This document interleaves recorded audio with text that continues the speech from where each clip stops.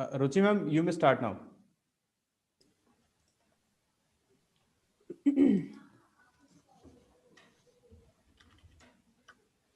Good morning, everyone. I, Dr. Ruchi Rayat, Dean Outreach and Student Welfare GIMS, welcome you all in Chanakya Talk series organized by GNIOT Institute of Management Studies, GIMS. I extend a very warm welcome to our guest of the session, Mr. Richard John Masalmani, professor at IMT Ghaziabad and former Managing Director, Timex Watches Limited, Dr. Arun Kumar Singh, Director, GIMS, Professor Mayank Pandey, Head PGP, faculty experts, and all the students of PGDM. The need for highly skilled professionals is going up each day.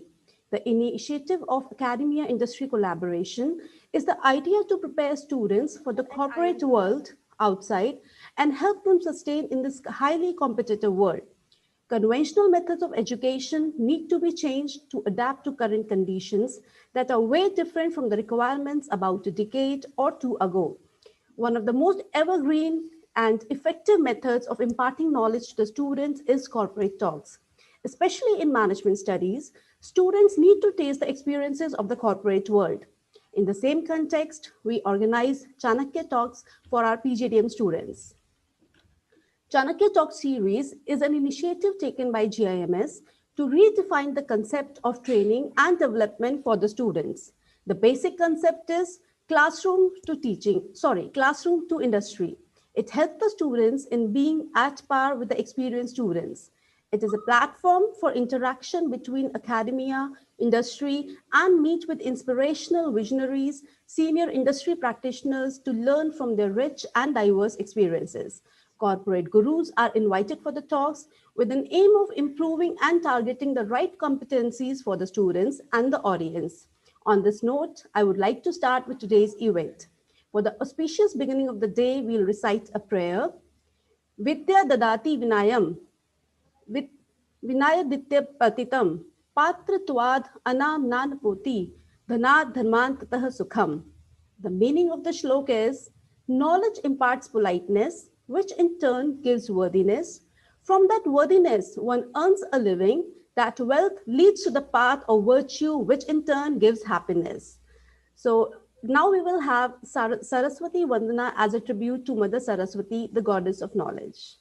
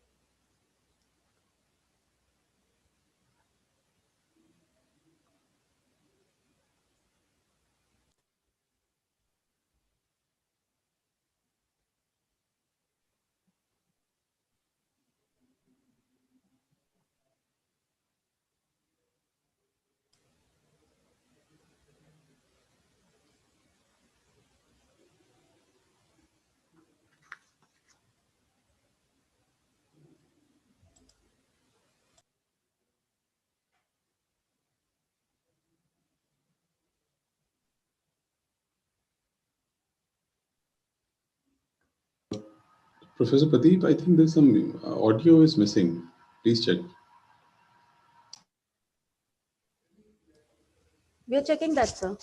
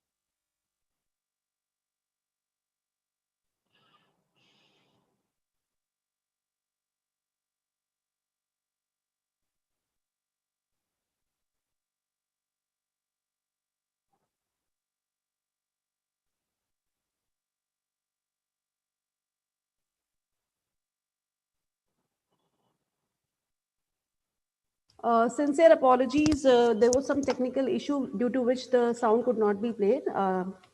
Okay, so let's move forward. Today, we have organized Chanakya Talks on Old Normal Key to New Normal. I find immense pleasure in introducing our honorable guest and speaker for the session, Mr. Richard John Masalmani. Mr. Richard has over 30 years experience spanning the fertilizer, automobile, food, and consumer electronics industry. He has represented the fertilizer industry, one of India's most mature post-independence infrastructure industries, as Director General in a critical phase of reform and restructuring. He has experienced a variety of business situations, including working with the market leader in a mature industry, startups in the greenfield industries, and managing complex joint venture startups and ownership transitions. Mr. Richard joined the Tata Administrative Service, the elite cadre of the Tata Group of Companies in 1970, performed in core companies including Telco, Voltas, and two Tata Group joint ventures, which featured PepsiCo of the US and Timex of the US. His strengths include ability to combine strategic thinking and working to meticulous details to bring business ideas to fruition, team building through shared vision and proactive staff development, willingness to comfort complex issues and to persist with problem till resolution. Currently, he is associated as Professor of Strategic Management and Business Ethics with IMT Ghaziabad, a leading business school since October 2000. He also had the privilege of developing and teaching subjects as diverse as managerial economics, management information systems, industrial marketing, project management, sales and distribution management, values and ethics, creativity and innovation, and most recently have prepared two courses, one on knowledge management and the other on corporate governance and social responsibility. His interests include playing tennis, cricket, football, and squash. He's an eclectic reader and also interested in music. It is indeed a great honor for all of us that we have such a seasoned strategist with all of us. Before I invite Mr. Richard for the session, I request our respectable director, Sir Dr. Arun Kumar Singh, to welcome Mr. Richard in GIMS for Chanakya Talk series. Thank you. Good morning, all. Guest of the day, Mr. Masalla Mani, faculty members, and our DU students. It's a great pleasure to welcome such a noted personality like Mr. Masalla Mani as today's speaker of Chanakya Talk series. You all know the sole purpose of this talk series is to get the best of exposure from those who have not only planned and executed strategy successfully in their field of work, but also have set benchmarks for others to follow. Mr. Masalla Mani happens to be one such Tata veteran who has wide exposure of multiple industries, last being as a CEO and MD of Timex. He has a very distinctive knack of putting insights and perspective on issues of management. And it makes you look at things in altogether in a different way where you find that there are certain let's say dimensions of issues of a management problem or a situation which we never have thought before. And the best part is he always put across a roadmap to excel in the future. Hence we may call him a modern day strategist who has championed the art of not only planning but executing these strategies successfully in the real corporate world. It has been 10 years once I first got the opportunity to interact with Professor Masalla Mani, and I must say it's a kind of experience every time listening to him. He comes up with such a great insight and knowledge so that every time I call him a powerhouse of knowledge who has something or the other to surprise us and to make us to learn something new. Hence, I would urge all the students to listen to him and put across their questions to make best out of this talk. Once again, I welcome Professor Masalla Mani for accepting our invitation and being with us today. Thank you. Over to Professor Ruchi. Thank you, sir. Now I want to take this opportunity to invite Mr. Richard to share his words of wisdom with our budding managers. We welcome you, sir. Thank you, Dr. Arun, and all of the colleagues who have given me this opportunity to share and learn, not only with students, but also with faculty members and other renowned participants. So I think I will move on to the topic of how old normals can be seen and in fact are keys to new normals.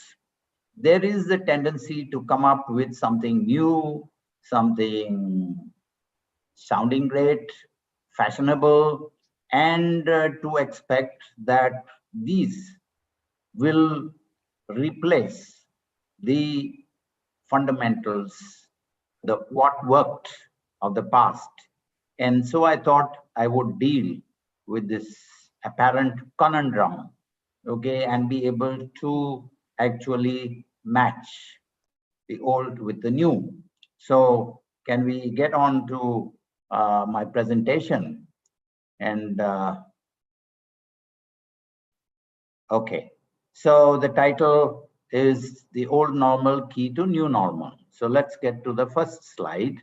And I wanted to spend a little bit of time talking about Chanakya. Now, Chanakya is the fabled, next slide, please. Yes, and known by everyone as the mentor and chief strategist of Chandragupta Maurya, who is the founder of the great Maurya Empire. In fact, this was the first monarchy in India which spread its influence throughout the Indian subcontinent. And Chanakya was responsible. He picked up Chandragupta as a young, very, very immature prince and advised him and made him into this leading monarch of the world. Now, the book, which is Arthashastra, which basically is supposed to deal with economics, is actually associated with more than economics, with statecraft and management. But I want to convey something, share something, that while this book is associated solely with one person, Chanakya, actually it is the product of inputs of several thinkers over hundreds of years. And we have to recognize this. We can't expect a single individual to be able to teach us all of the valuable things that we seek. So the lesson is that any science takes time and considerable time to develop. And that is true of management as well. I would say that management is a science. I hear with derision people saying it's to be seen as an art. Sorry. It is a science, but it is a new science, a recent science, and it is developing. So we must give it time. At the same time, should be willing to move it forward at the best speed that we can. Next slide, please. So briefly, my experience and learning. So as I've been mentioned, I've had a career of 35 years in the corporate world, mainly with the Tata Group. And I have been fortunate to be associated with many industries, the automobile industry, the food and beverage industry, the watch industry, precision engineering industry, and finally with the fertilizer industry, which is a critical part of our agriculture. And I must say that for me, it has been a great experience. I have learned a lot and been able to convert that learning into viable, implemented solutions to problems and to challenges. What I have to say beyond that is I've been teaching for the last 20 years. And that for me has been a great fulfillment because I always loved teaching, because I view it as sharing and learning. And I hope that I've been able to do both of these to some credit. Next slide, please. Okay, now let's come to business. Let's deal with the old norms. Okay, what have been true from the inception of business and of management, and as I say, continue to be true and will be true. So, what is the first premise about business? Every company's long-term goal is the maximization of profit. Not just making profit, not some profit, but maximizing profit. Now, if that is to take place, then a company needs to meet its shareholders, stakeholders' expectations. Who are stakeholders? Stakeholders are individuals or groups who share two common characteristics. They have a long-term interest in a company and long-term commitment. Let me explain. You can have employees who are brilliant, who perform outstandingly, and yet those employees are interested in remaining with the company only until they get an offer for increased salary or an increased position. Such employees who fall into the generic category of employee stakeholders cannot be seen as true stakeholders. Another example, take people who own a company's shares. They may own thousands, hundreds of thousands of shares. But the interest of such a shareholder, if it is only until the share price rises by 15 or 20%, and you have many of them now, okay, who have achieved fame, name, and wealth, such persons cannot be considered as true shareholder stakeholders. There are 8 groups of stakeholders. Start with customers, employees, vendors, creditors, then the regulators, including the government, associates. Just as you have vendors and suppliers on the lower side of the value chain, you have distributors and dealers on the value added upper part of the chain. So they are the 6th group. Then you have the larger societal environment, a town, a city, a district, a region where a company operates, and finally the shareholder. Now I'm taking a little bit of time to explain that each of these stakeholder groups has got very, very clear and commonly shared expectations. For example, if we take employees, the expectation of every employee in every company in every industry is first to get competitive remuneration. Second is to have opportunities for growth and development. Okay, and then finally, employees of any company in any industry would expect self-actualization. That means to be able to maximize, to optimize all of their basic capabilities. And that is true of employees in every single company.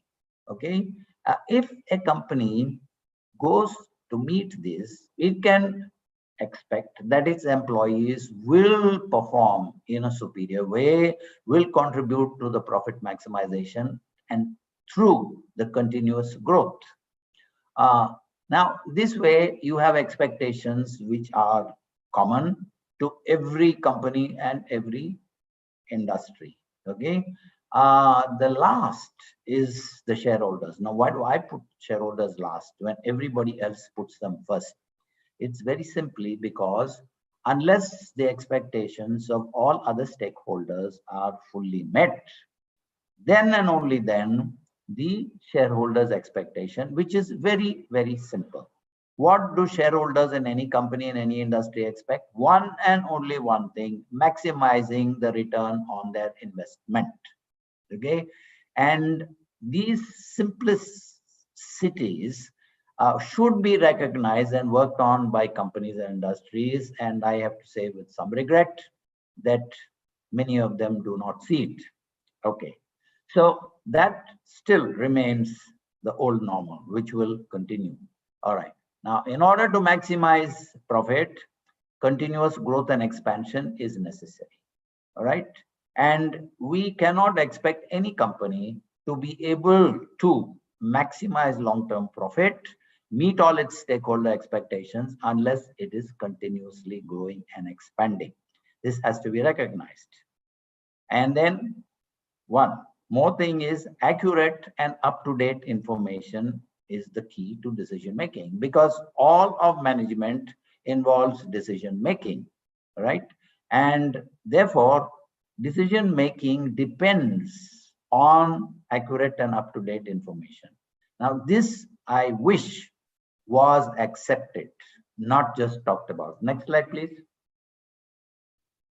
Okay, some more old normals. Human resources are the most valuable of a company's resources. Company's resources can be seen as natural material resources. You're talking about equipment, you're talking about buildings, you're talking about all of the features that go with material resources. The next are financial resources. So they have to be adequate, and also in terms of quality, they have to be superior, right? For instance, while most financial experts advocate, support the role of debt, according to me, I say debt is a poison. One time when a company starts, it should take the maximum debt. But thereafter, the company, when it earns profit, should retire the debt and not take more debt. And I will be able to prove it in any company, any industry, that not only this is possible, this is feasible, and has been achieved by a few companies. For instance, Airtel, for 15 years, they maintained their equity of 800 crores and they didn't have any debt. One more thing, they didn't distribute dividends. Okay, so these are things which many people, I'm sure, would raise eyebrows. What do you mean? How can you say that? Debt is leverage, debt is this, debt is that. And you know, employees, I mean, shareholders expect dividends. And I keep saying this is like the Indian matrimonial ad. Tall, fair, beautiful, can cook, can do Bharatanatyam, can do item numbers, so you get nowhere. Now, you can't have all of these things. We have got to accept that there is a priority and there's a comparison, okay? So, human resources are the last but the most important of the resources, and without them and without superior development and performance from these resources, no company can expect to compete in its environment and achieve its ultimate goal of profit maximization. Now, here's one more normal. I say Rome was not built in a day, which means that no organization can expect to achieve its goal in a short time. Okay, so every organization has got to be willing to learn from others, to learn from its mistakes, to be able to spot and exploit opportunities at the earliest. Okay, and here's one more thing. While in marketing, we have all these great words like customer relationship management and customer delight and all, and there's nothing wrong with this. I say very simply, customer satisfaction is the key to success and to competitive advantage. And very simply, what is customer satisfaction? It is just meeting the claims and promises which a company makes, which persuades people to part with their money and become customers. And very simply, if a company is responsive, it answers queries, it especially responds to complaints promptly and effectively, that will ensure without doubt customer satisfaction of the highest order. There have been studies which have claimed that one satisfied customer leads to 6 new customers, but one dissatisfied customer leads to loss of 12 customers.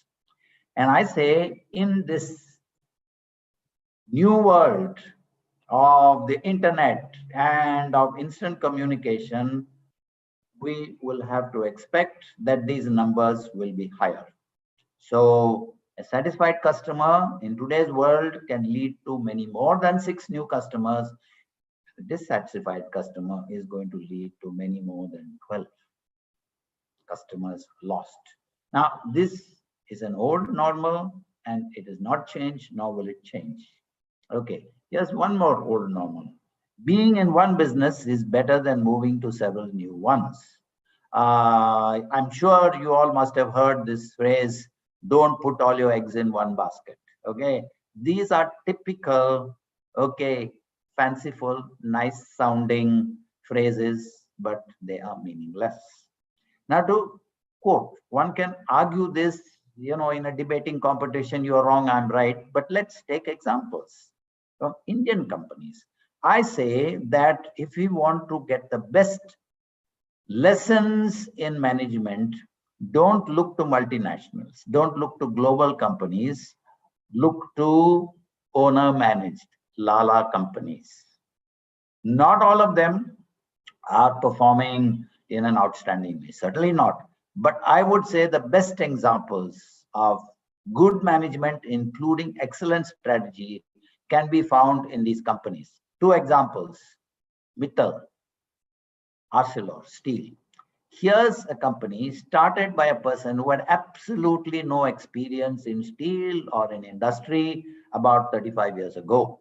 He started with a 6 steel plant in Indonesia, which his trader father had bought partially.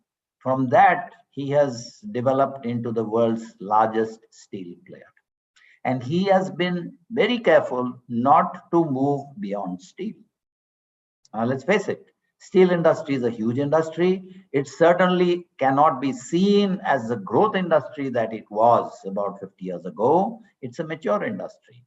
But there are ways of growing and expanding in a mature industry. And Lakshmi Mittal has been brilliant in that.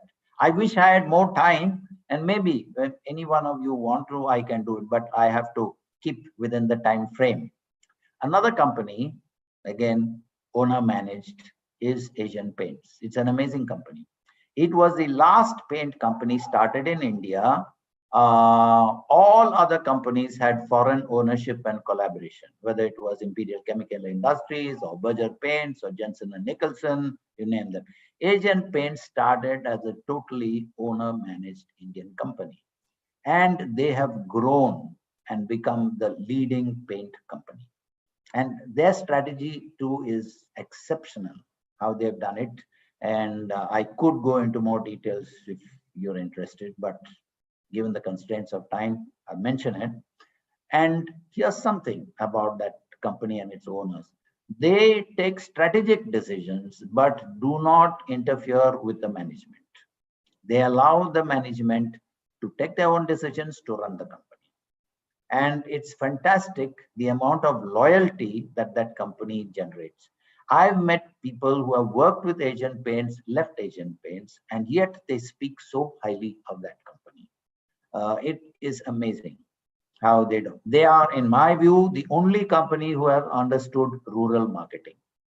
Everybody talks about rural marketing, but they make the same mistake of assuming that the same goods and services at the same prices that are marketed in urban markets can and succeed in rural markets, and that's not true. Asian Paints proved it by launching a product called Utsav, which was a rural focused paint and was a big success.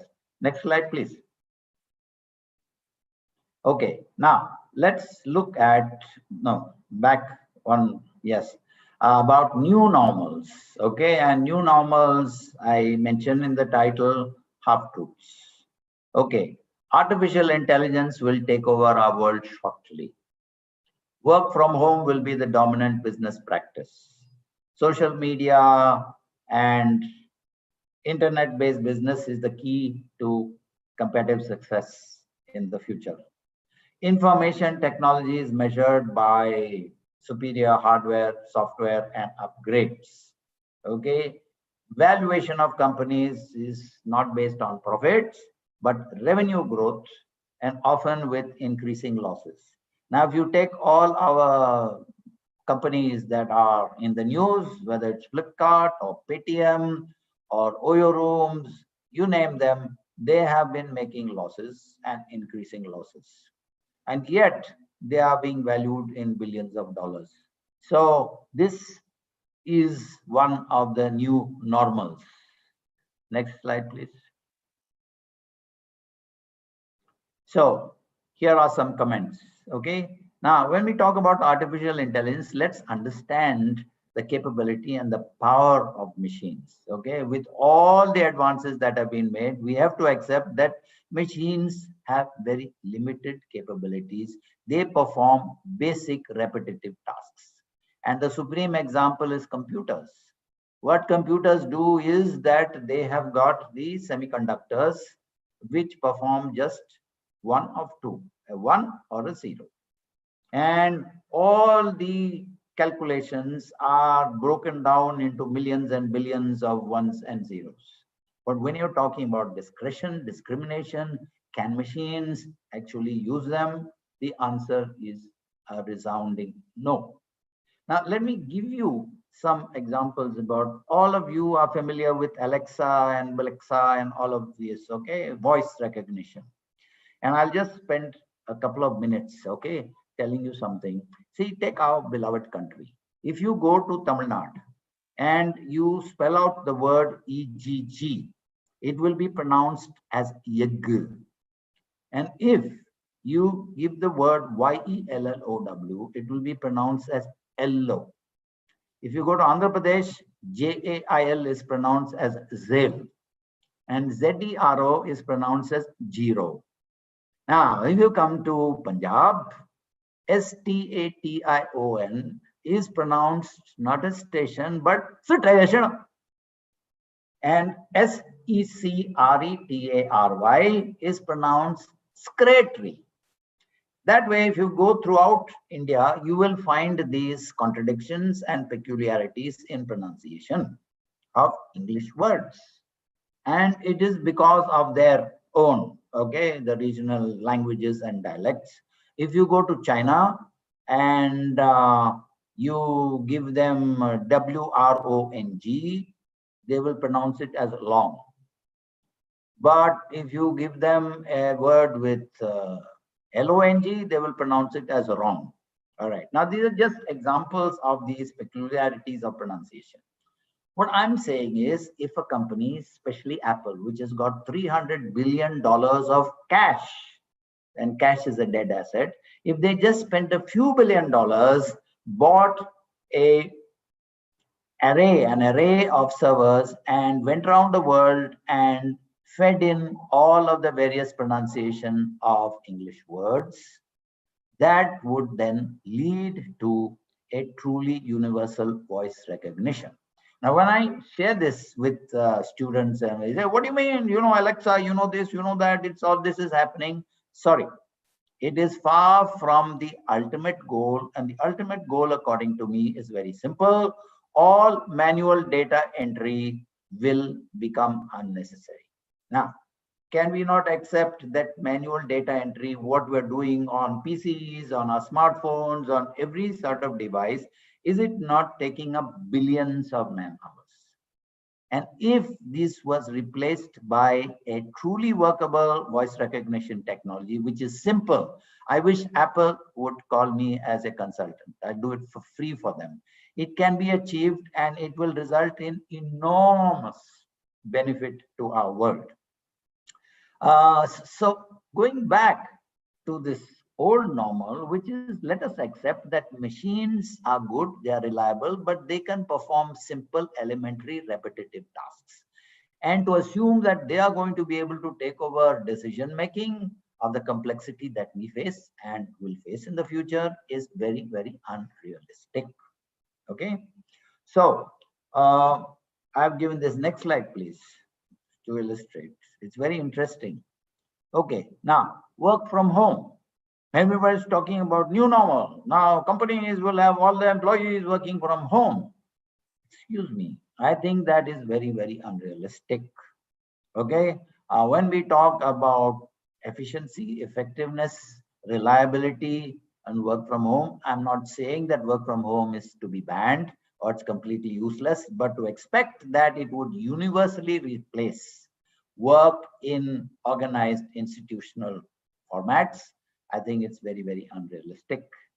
And the reason is lack of supervision and superior guidance will be a problem. Okay. And also the access to the corporate infrastructure will also be limited. And if we are going to reproduce this in each and every home, it will incur or result in incurrence of an enormous amount of unnecessary expenditure. Also, let's look at a basic human trait. Are we not social animals? Do we not want to interact? Now, if you look at what is happening to this pandemic, when it was brought under temporary control, suddenly it has gone back. And they're talking about second wave, third wave, fifth wave, 10th wave, right? What's behind this is people are just wanting to get out. They're wanting to meet. They're wanting to interact. Okay. And that's not going to disappear. And also, is it not a good thing when we meet, when we mingle, when we share, when we enjoy company and learn from each other in a very, very direct and swift way? Why should that be discontinued? So here again, these are things which come out, they make news, they're very fashionable to talk about. Advantages are accredited. You know, if people work from home, companies will avoid paying these high rents, and you're giving flexibility to employees and so on and so forth. But I would say that the ultimate results would be far from optimal. Over time, yes, over the next hundreds of years and thousands of years, we will reach a point where communication would just not be through machines, they would be through mind, telepathy. It will happen, but it's not going to happen in the near future. Next slide, please.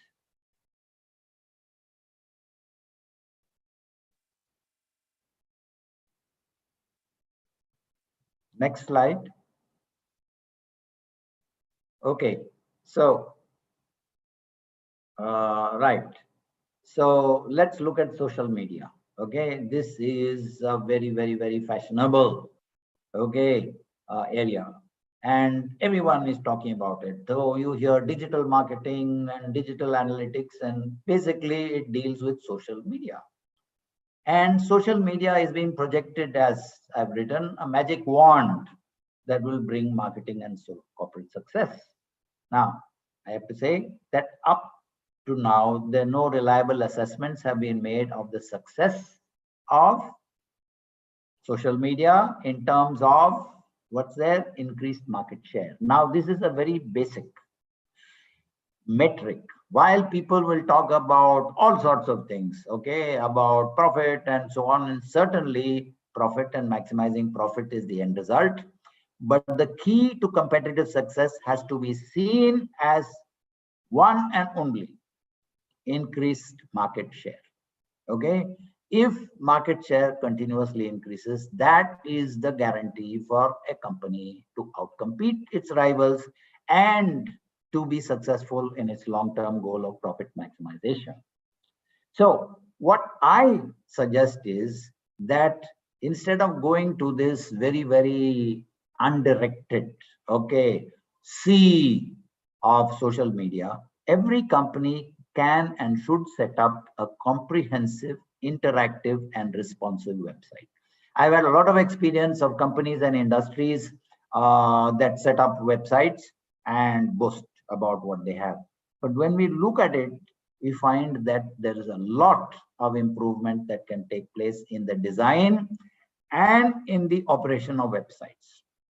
They have to be comprehensive. All of the data which customers and associates and stakeholders are interested should be available on those websites, and care must be taken to see that the data is accurate, reliable, and up to date.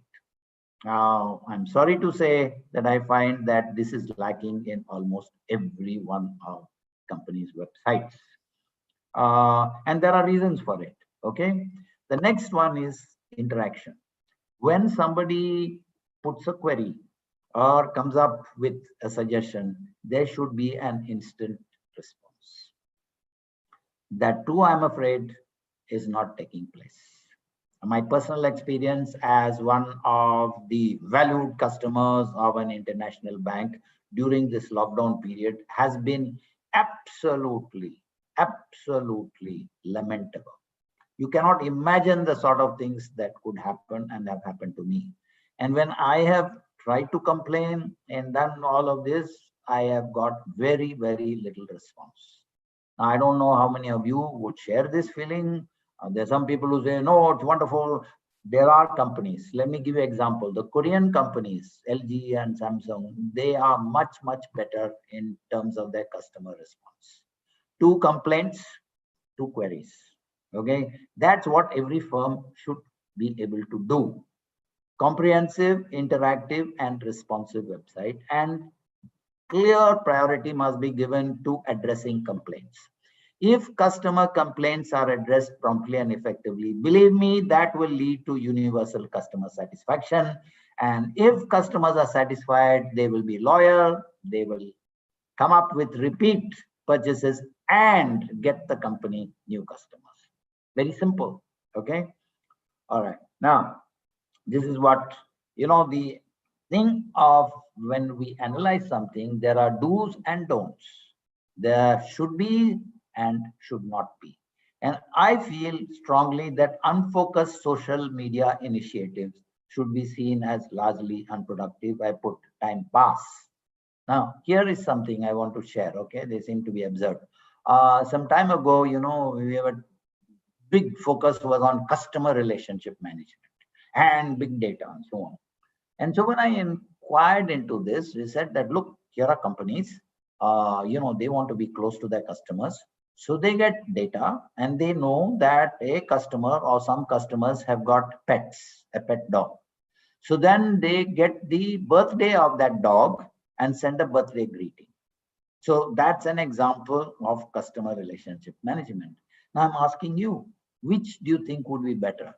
To respond to queries, to respond to complaints, or to give birthday greetings for a customer's pet dog?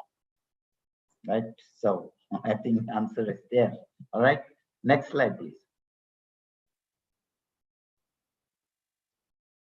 Okay, now let's look at information technology. Okay. And this is something which is in the news, the greatest development. Now we talk about ERP and we talk about, industry-wide software, hardware is into, so many, whatever the bits and bytes are going into Terra and whatever, it's happening all the time. But I am bringing the attention of all of us to this old saying, garbage in, garbage out. If the data that anybody feeds, however rapidly it's processed and to whatever great detail, what's going to come out is basically rubbish. It's not going to lead to the best decisions, but on the other hand, it can lead to suboptimal and even negative decisions. Okay. This focus on databases, that they have to be designed, they have to be built, they have to be maintained, and the reliability and quality should be ensured. I wish that companies would take this more seriously. Another one is transactional discipline. Very simply, when a physical transaction takes place, it should be immediately matched by the computer feeding and updation. Now, let me share with you my experience in Tata Motors. Next slide, please. No. Okay, so we'll go back. On Tata Motors, we were one of the first companies in India to develop computerized information systems. And those days, we were using very basic programming languages, COBOL, common variant oriented. It was a very simple, very crude, very slow language. And we, were operating through punch cards and all of this, okay? And the people who designed it were not IT people. Those days, there was no such thing as IT. These were all graduate engineers who learned this. And believe me, they designed and developed very, very good systems. Unfortunately, from the user side, we did not have the cooperation. So building and maintaining the databases, which is the responsibility of the operating functions, and also maintaining transactional discipline was not followed. The result was that our stocks, material management was the first priority, and our stocks, whenever they were verified and you compared the computer reported stock with the physical stock, there would be at least a 50% difference. So if the computer said that the stock of a particular engineering component was 1200 pieces, the computer the computer stock was 1200. When you physically verified it, it would be either 2400 or it would be a few hundred. And this happened. We had a huge army of persons called material auditors, and their only job was to keep verifying material and components and products and reconciling the physical with the computer stock. Because if your computer stock is wrong, then your ordering will be wrong, your inventory is going to be wrong, you're going to face many stockouts and unwanted excess inventory. And this happened and went on. I tried to do something, but let's say I was able to, and I will share that in later slides. Now, let's go to this valuation of startups. Okay, business space is full of this. I was just reading that in one small place in San Francisco, there are about 180 startups which are called unicorns. Now, unicorns are startups which are valued at $1 billion. And then you have decacorns, which are 10 times the value of unicorns. Okay.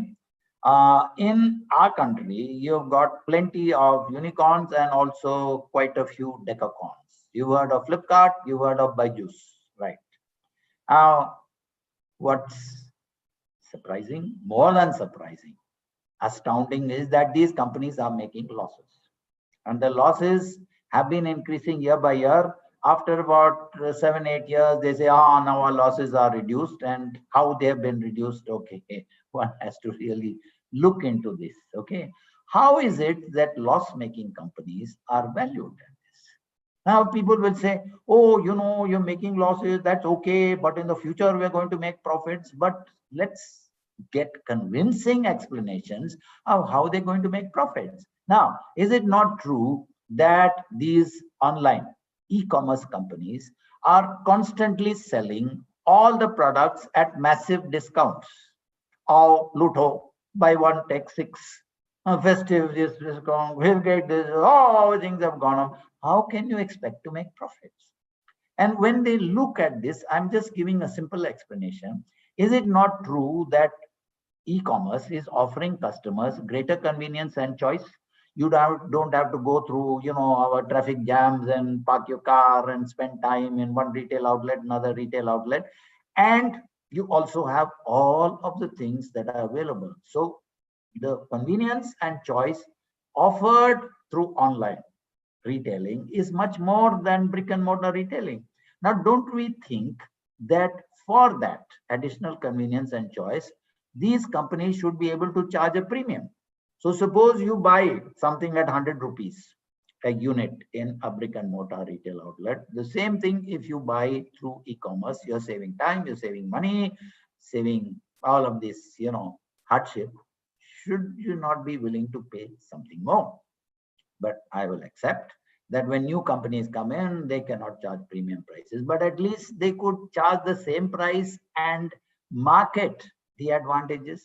But what they do is give massive discounts. Now, I really don't understand this. And when we talk about old normals, there are the good normals and there are bad normals. And somehow discounting is been put into the DNA of all business people, especially marketing. Okay. And when we look into this, I have, studied and become, I must say, fairly knowledgeable on retailing. The reasons for most discounting is poor inventory management, starting from the manufacturer marketers. Okay. So the startup valuation, let's go into this. How is it they are being valued at these enormous amounts? And there are explanations for it, but are they going to be sustainable? The answer is no. Now look at this Oyo rooms. I think all of you have heard about Oyo rooms. Do you think it made any sense? In a world where 5-star hotels are gone. They have been replaced by 3-star and 2-star and single star. And then you've gone into guest houses, which are further down the economy chain. And finally, if you all know, which is the greatest development in this so-called hospitality industry? Is it not Airbnb? Is that not the biggest disruptor and is not going to continue to grow? So how can somebody set up a business which is selling hotel rooms, booking and selling hotel rooms at a discount? Going to make money. And the fact is, this Oyo room has made losses, massive losses, and I don't know what's going to happen. So I have to take us back to the most recent bubble, which was the dot-com bubble, which lasted from 1998 to 2001. Hundreds and thousands of companies were formed. Senior executives gave up their jobs and started their own dot-coms. Lasted for 3 years and it blew up. All gone. Now, this one about these internet-based e-commerce companies and all of this, I'm afraid the way, it's not that they do not have potential, not that they are not offering advantages. Certainly they are. But the way the business is being done, the expectations, the unrealism that surrounds all of these things is certainly not acceptable. So let's see. The old normal of profits and continuously increasing profits still is valid and will not change ever. Next slide, please.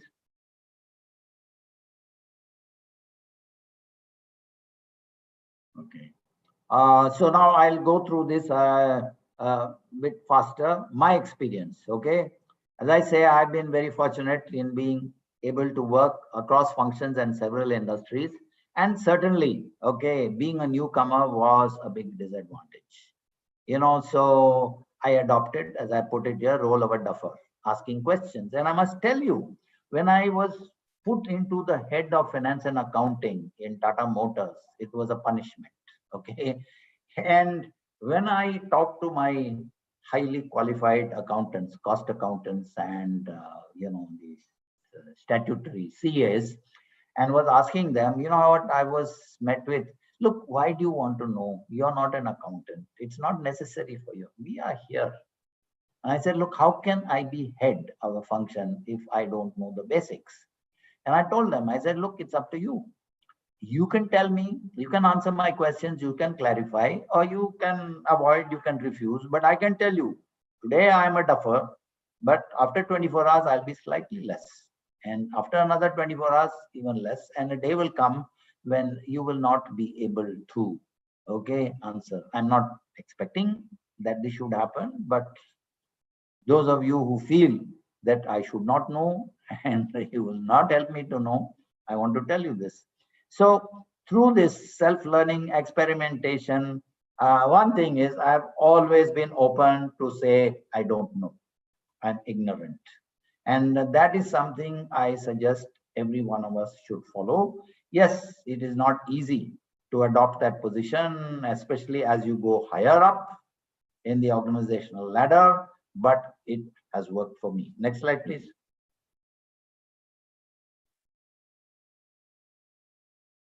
Okay, now I'll just tell you 2 simple things that I did when I took over the finance and accounts. There are many things and many things that we learned and did, but top priority was payment to employees and payment to vendors. And it's amazing. Our salary, calculations were terribly inaccurate. It was because of many systemic problems. We were taking 17 days to process a payroll in those days. And, I give you just one instance. If an employee was present on the 17th day of a month, he or she was assumed to be present on all of the following days. If an employee was absent on the 17th day of the month, when we started processing the payroll for that month, person would be assumed to be absent for the remaining days of the month. Now, can you imagine what sort of distortions would take place? This was called assumption period. And because of, this semi-manual, semi-computerized thing that we had, they said that was the only thing. We worked on it.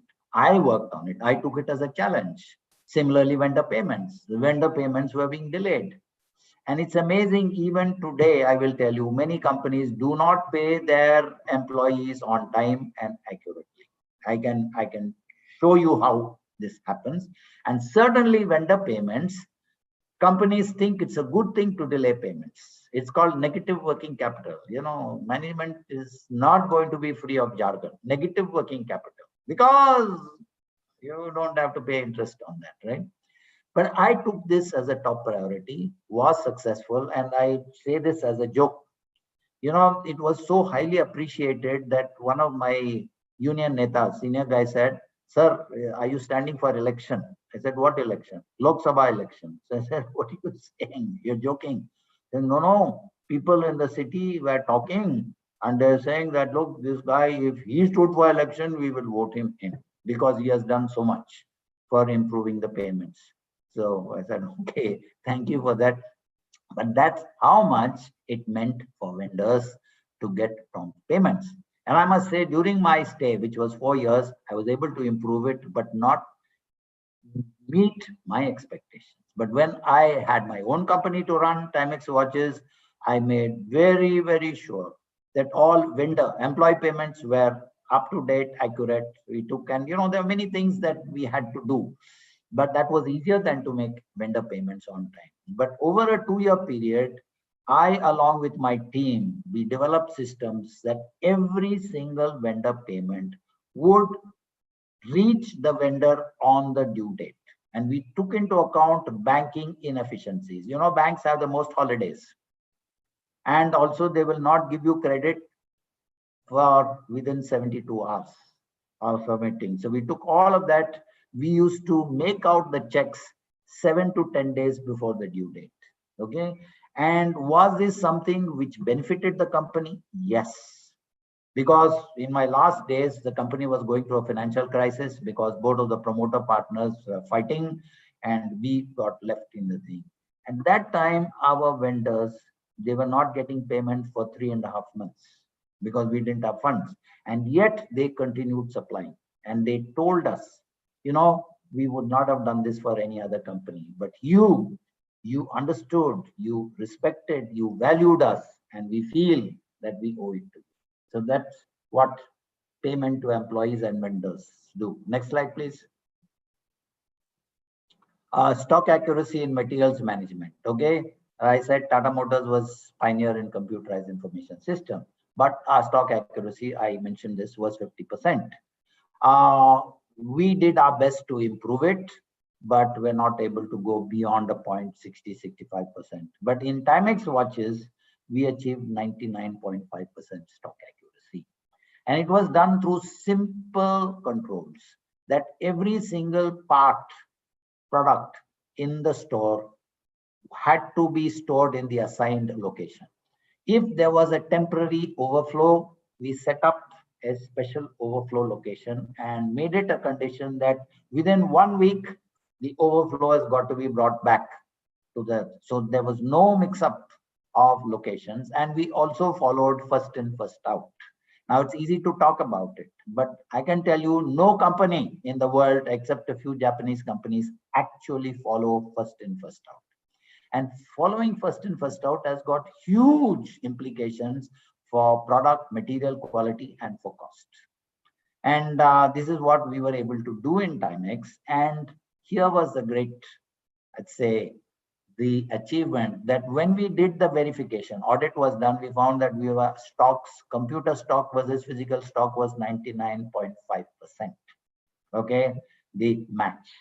So as I said, sensible storage, transactional accounting, and first in, first out. Okay, and it resulted in a huge benefit.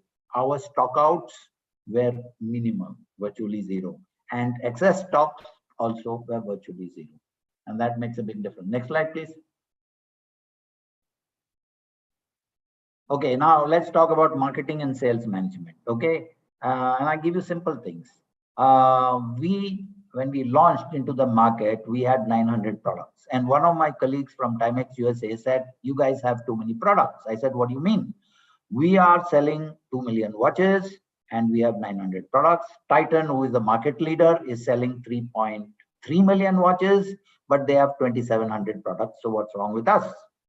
And then the gentleman from Timex said, you know how much Timex has as products? I said, look, I know you sell 33 million watches, which is 10 times what Titan was selling and 15 times what we were selling. But I don't know how many products you have. And he said, I'll tell you, we have 600 products. That blew my mind. We were 900 for 2 million and they were 600 products for 33 million. So when he left, I got down with my people and we did an analysis. We found that out of our sales of 2 million, 60% was accounted for by just 40 of the 900. And another 150 accounted for a further 20%. That means less than 200 products out of 900 accounted for 80%. Now you all are exposed to ABC, 80-20, yes? And this was shown up. So over time, what we did was two things. We had to launch new products every year. You have to do that. So we would launch 100 new products every year, but we would eliminate 200 products. Now, from the statistics I gave you, it would not be difficult. So the worst performing products would be eliminated. And over time, we had come down to 600 products when our sale had crossed 3 million. And we were planning to come down to 400 products, even better than Timex. And believe me, this plan enables focus on which products are likely to sell and which products will not sell. So this was another achievement. Next slide, please. HR management. Okay. Now today, the new normal is we don't talk about human resources, but we talk about talent management.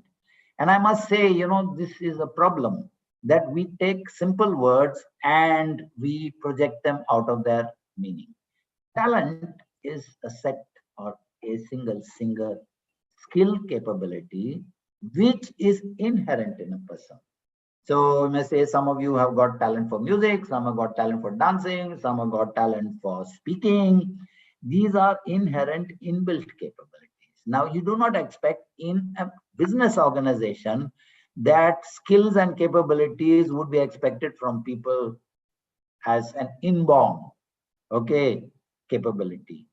Organizations are expected to actually deliver and train and develop people on the required skills and capabilities, whether they are financial, whether they are technical, whether they are behavioral skills.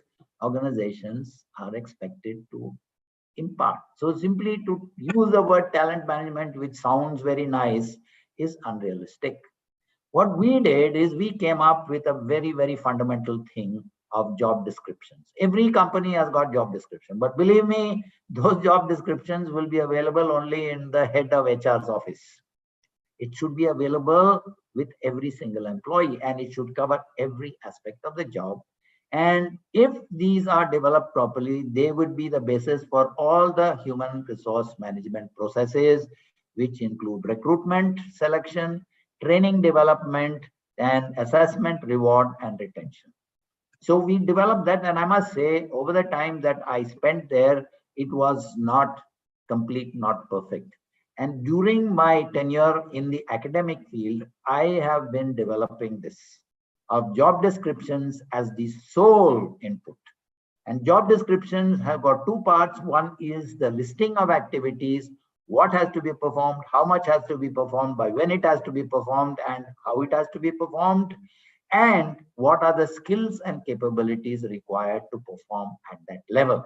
And it must be a combination of technical skills, commercial, financial skills, and behavioral skills. If these are put into every single position, job position, it will make a huge difference. I have to say this, I've been working with a company, a Japanese company over the last several years, because the person who is the HR chief used to work as my typist secretary originally, and he has grown, and I have to laud him for that. So we've been working together, and I must say it has given a lot of improvement. Okay, so here's another thing about, all right, old normals, HR normals, okay, and how these were addressed, and the results: world-class productivity, lowest cost. I must share with you that Timex, my unit, was adjudged the world's lowest cost watch producer. How this was done, I was informed by our American peers that Timex in the Philippines, which was their star unit, had benchmarked with a Japanese company called Casio. You heard of this, for 9 years, sharing the data. And after 9 years, Casio raised their hands and said, we cannot compete with Timex. You're just too good. So we took that as a wonderful basis, got the shared data from this Timex unit, and over 2 years, we're able to bring up our productivity in terms of output per man hour equal to them and slightly better. But the wages we were paying our employees were just 20% of what they were paying. And I'm not saying we were exploiting. We benchmarked, our compensation was as good, among the top 3 in North India. And with that, don't you think we would be the world's lowest cost watch manufacturer? And that's what we are. Next slide, please. Information system shareholder service. Okay, we started in Timex. That's where I had, control of things, just with one PC and one gentleman who was himself pretty average performer. But then we built up our capabilities. And I remember Titan. They said, listen, you guys, you don't know anything. We have got Oracle MRP2. We'll give you a copy. Pay 30 lakhs and you don't need to develop. And I said, we are duffers. We are nowhere near you. Let us slowly grow. And when we grow to a certain stage, we'll come to you. But we developed our own systems capabilities, and we were set to come up with our own version of the Oracle manufacturing, resource planning. And then we were given a free copy, genuinely free copy by Timex of the US. They said, okay, we'll give you. And we were ready. At that time, I went to Titan and said, let's see where you guys are. Okay. We have been, on the foothills of Himalayas. You have come Mount Everest. You know what I found? They were doing all the materials planning and inventory management on Excel spreadsheets. And so then I gave it to them. I said, look, you guys talked about all this and all, what are you doing? And the people who are in charge of materials said, please don't tell us. You can tell the top management, but we have confidence only in Excel. Now, this is true of most organizations. They buy, they hire the greatest software, spend crores of rupees, talk about it, but don't actually utilize it. We were able to really, really use it. We developed our own intranet within the organization. Everything was really good. I remember doing the audit, the external audit, and all auditors came from this, and they would ask for documents. Give us this document, and people had to store it. I said, no, we won't do it. So we are able to persuade the auditors to accept, documents which were computer generated, and it made a big difference. We also developed in-house share department. We were relying on Tata share registry, and we had a lot of complaints and spent a lot of money. We developed it with our own employees, people who are considered surplus, people who did all this secretarial work, and we said we'll stop it, but we never discharged or laid off anybody, never did that. So these people formed the crux, and we formed our own share department, and its performance was about the best in the whole country. So these are things we did. Next slide, please. Okay, so I've covered this, and so let me give some words of final advice. Okay, certainly we are seeing a lot of technological progress, innovations, and we must be glad that these are there. That you can expect that efficiency, effectiveness, and things which are conveyed by machines, they are going to be part of our system. So new software, automated devices, they are coming continuously. And I say that there is nothing wrong in making use of these devices, but we have got to understand that it is not just talking, but utilization. And in the utilization, I have got a very simple advice. Always look for the haddis in the kebabs. That things which are very impressive, have got so many things, there will be some things. Okay, some, whatever little cracks, crinks, and so on. We have to look to those and work. Okay, and while we do that and we leverage all of these advantages, we have to understand and accept the basics of business do not change. And as I say, understanding, absorbing, and working within these frameworks will ensure optimum results. And finally, a little fun stuff. Before taking this up, I was asked to give my resume and also a current photograph. And I didn't have it, so I gave the photograph that I had. And on thinking back, I think this is another good example of old normal, not only being key to new normal, but better than the new normal. So with that, I'll close and invite any questions or suggestions, comments. Thank you so much, sir. One of our students wants to ask something. Rahul Kumar, he says, good afternoon, sir. As you said, Baiju as an education platform going through losses, but Financial Express confirmed that they have jumped their revenue about 173% time. So the question is that if they're facing the losses, how they are sustaining in this market as a brand and as a company? Yes. Okay. So let me give you some information. You see, what is happening, all these startups, they are being financed by venture capitalists. And currently in the world, there is a huge amount of very cheap money available. There is excess liquidity in the world. So these people, venture capitalists, they borrow money at virtually 0% interest and they send it. Now, why do they do that? Okay, because they look forward to a continuing, what shall I say, a continuance of something which is mind-boggling. That loss making results in gain. Now, let me give you an example. That Flipkart, which has been making losses from day one and continues to make losses, a big investor, okay, was a investor, venture capitalist called SoftBank. And SoftBank had invested $2 billion in Flipkart about four years ago. Within less than 2 years, when Walmart took 70% and paid $17 billion based on this, SoftBank gained 100%. $2 billion was valued at $4 billion. So many of these venture capitalists, they are using cheap funds, throwing it in and expecting some. Yes, means you make a mistake, be sure somebody else will be prepared to make the same mistake at a higher level. And this is a fact. Now, when you talk about Byju's, okay, and I must share, they are reporting how we have just made a profit. But look at this, okay.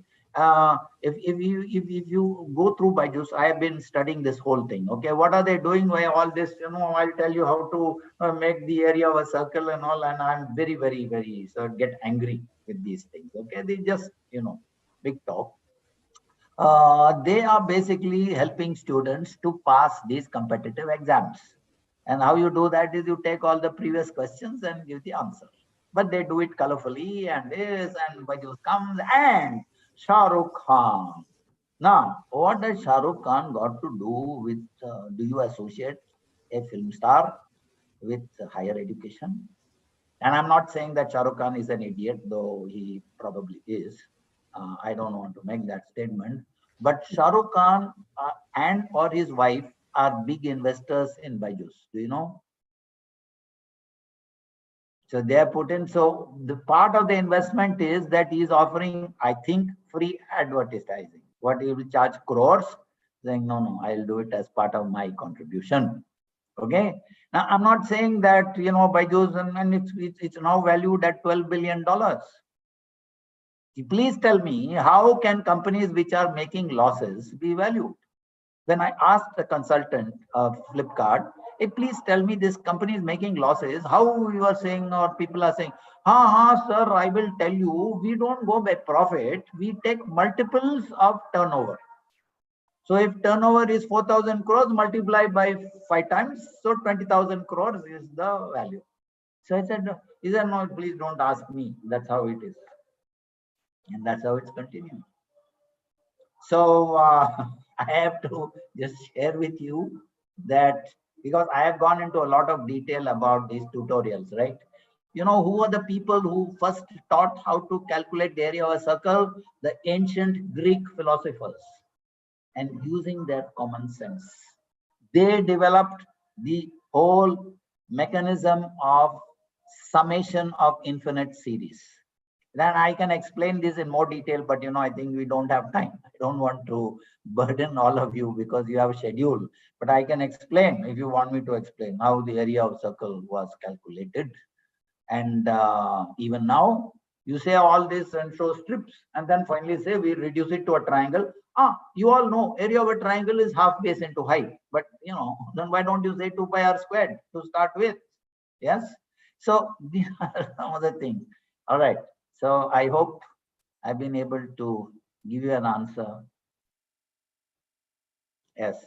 Yeah, I hope Rahul, you are okay. Rahul is saying thank you so much, sir. Yeah, yeah. The next question is by Mujahid.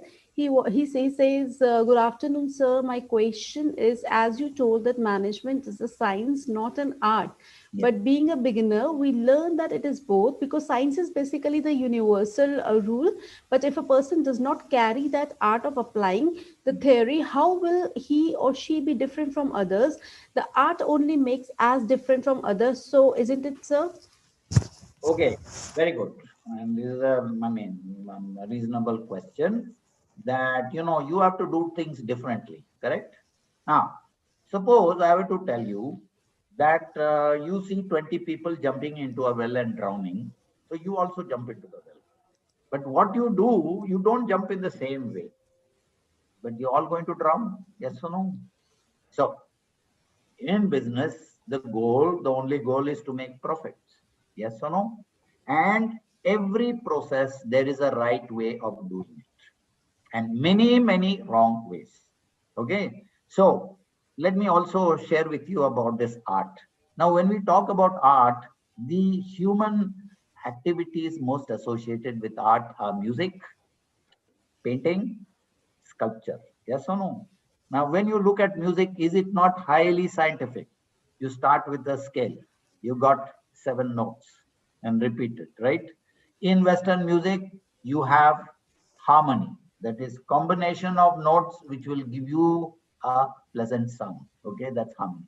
In Indian music, we don't have harmony. Everybody is, but we work on rhythms and pitch. Now, for example, all of you would have heard of rags, okay? And say so and so did this wonderful, and everybody listens and says, wow, wow, wow, and they don't know. Now, what is a rag? Rag is basically a collection of 3 or 5 notes, and the musician is allowed to come up with any number of permutations and combinations within the 5, but he can't go out of the 5. So how sort of imaginative that person is and how many variations he can develop will please the audience with his thing. But it is very scientific. Now, when those of you have gone to painting classes, you start with drawing. What do they teach you? Do they not teach you how to draw geometric shapes freehand? Draw a square, draw a circle, practice. Then do they not tell you about the combination of colors and shades to create? So there is science in all of this art, and people don't. Certainly, people can make variations. I gave you this example about rugs. So the more permutation and combination a musician can think of, develop, practice, is going to be seen as, yeah, there's somebody who's superior to somebody else. But in business, okay, there is one right way of doing business and many, many wrong ways of doing business. Now, please tell me, do you think that companies should be evaluated on the basis of profit and return on investment? Or no, forget about it. More you sell, better you are. And when you are selling at massive discounts, how is this going to contribute to your making profit ever? Now people will say, no, that's okay. What we'll do is, we'll give discounts and then afterwards they become our customers. Then we will raise the prices. Sorry. when you raise your prices, say, अब मेरे पास time नहीं है, I have changed my mind. And all this is, very, very, very clear, and yet people don't want to see it. I have done so much study on discounting. It is one of the greatest evils in business, and almost everybody does it. But two examples: Walmart in the US and globally, and one retailer in India, DMart. Neither of them offer discounts. Walmart offers everyday low prices, and DMart offers everything at 5% below MRP, but they don't offer discounts. And please understand, Walmart is the most successful global retailer, and DMart is the only organized Indian retailer who is making profits. Now, Reliance Retail, our Motu Ambani will say, oh, we're doing, but he's a great master in cooking up accounts. Let me share this with you. Unlike his father, I doubt that there is a biological connection between Dhirubhai and his sons, because I can't see that being a bit. Okay, so this was my response. Okay, thank you so much, sir. Any other question? If any student is having any question, they can raise their hands also, and they can post it in the chat box also. And I'll be happy, any of the students later on, just give them my telephone or thing. I'll be happy. They want to talk about something in more detail. I'll be very happy. Well, thank you so much, sir. I'm sure this is a golden opportunity for us students. Yes, any other question? Students, this is a good opportunity for you. If you have any questions, you can just post it in the chat box also, or you can raise your hands as well. Okay, so we don't have any further questions. Okay, so once again, on behalf of GIMS College, I would like to thank Mr. Masimilani for such a wonderful session. And I'm sure that not only the students, but also the faculties have benefited from your lecture. And yeah, now I would like to invite Professor Mayank Pandey to propose vote of thanks. Thank you, Professor Ruchi. Honorable dignitaries sharing virtual dais here, most valued guests, respected director sir, faculty colleagues, my dear students, and everyone watching live on YouTube. On behalf of GIMS and on my personal behalf, I feel immense pleasure to take this opportunity to propose a vote of thanks to our guest speaker, Mr. R.J. Masila Mani, ex-CEO Tamex, who graced this occasion with his worthy address. He also accepted our invitation on a very short notice and spared his valuable time. He rightly linked Chanakya's Arthashastra and education with present context.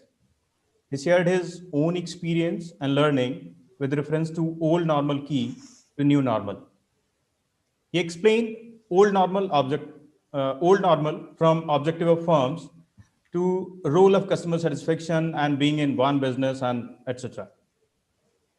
He has thrown light on new normal, which is half truth, and very well commented on that. He also talked about his own experience about social media and internet, information technology and assessment, valuation of startup. He very rightly connected that how this valuation is going on. Payment to employee and vendors, stock accuracy in material management, then marketing and sales management and their own experience, HR management practices, and information system and shareholders services. He almost touched each and every functional area of management. Thank you, sir, for enlightening our student at a very first stage as they started their professional study and on the way to be a successful manager. Thank you, sir. Thank you once again. Thank you. It has been valuable and highly pleasurable for me. I take this opportunity to express my deep regards and gratitude to Sri Rajesh Gupta ji, Chairman, and Sri Gaurav Gupta ji, Vice Chairman GIMS, for always encouraging and providing opportunity to organize such events. I would especially thank our respected director, sir, Professor Dr. Arun Kumar Singh, for his motivational and unconditional support. My deep sense of appreciation goes to Mr. Swadesh Singh, CEO, GIMS, and my dear faculty colleagues for back-end support, and special thanks to Professor Ruchi and Professor Pradeep for front-end support. I offer my sincere thanks to my dear students for being with us virtually. I also express the same feeling of gratitude to each one who directly or indirectly contributed in this event. Thank you all. Thank you for being with us. Thank you. And over to Professor Ruchi. Thank you, Professor Mayank. Once again, I would like to thank everyone. So on this note, I, Dr. Ruchi Raya, thank you everyone for participating in the event. And once again, a heartiest thanks to our guest speaker of the day, Mr. Masalamani. Thank you very much and have a nice day. Thank you. Once again, sir, it was a pleasure having you today. And we hope once we have the physical classes, we will have you on the campus so that students can have best from you. Okay, sir. Thanks a lot. Thank you. Thank you. Thank you, sir. Thank you so much. Thank you. Okay, so now we'll over, right?